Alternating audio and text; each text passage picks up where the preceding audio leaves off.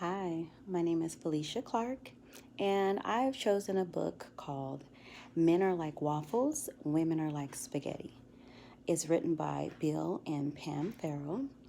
And the reason I chose this book, um, in my second marriage,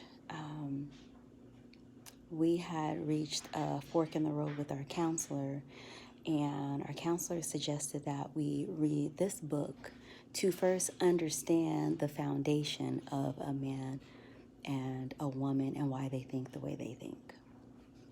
Um, so, so I'll start off with this. Men process life like waffles. They think and act by moving from box to box. They enter a box, size up the single problem, and formulate a solution. Women process life like a plate of spaghetti.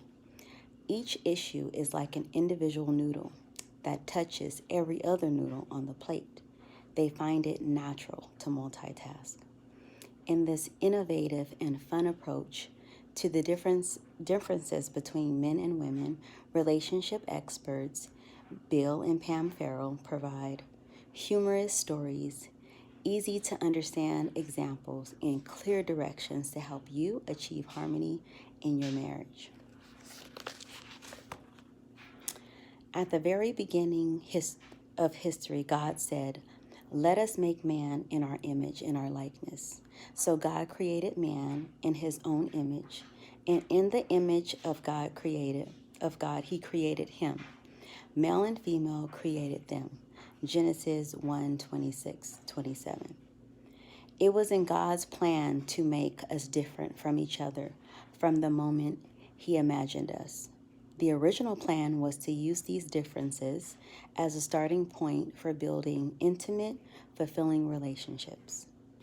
Unfortunately, what started out as an advantage has turned out to be a universal source of frustration. Because we are all experiential familiar with the turmoil of relationships, we easily laugh at stories such as these. Male son rushed in the door. Dad, he announced. "I got a part in the school play." "That's terrific," Mel said proudly. "What part is it?" "I play the part of the dad." Mel thought this over. "Go back tomorrow," he instructed, "and tell them you want a speaking role." While we were vacationing at Bryce Canyon National Park in Utah, our motorhome began acting up. I had become a bear trying to fix all the problems. My wife, Diane, was hardly speaking to me by the time we went to the park's general store for groceries. She picked up a bag of ice. "I'll take this," she said to the clerk. "It's the warmest thing I've had my arms around all day." Despite the frustration, the vast majority of us have had an undeniable desire to have a great relationship with the opposite sex. We want both male and female friends. We want successful business relationship with both men and women, and we want marriages that are happy and harmonious. This is why so many of our decisions are affected by how the opposite sex will respond. I accompanied Bill to the lawn equipment store to look at used riding mowers. After examining the array, Bill wanted to think about it, not wanting to lose a sale. The sales manager quickly mentioned their 60-day no-interest payment program.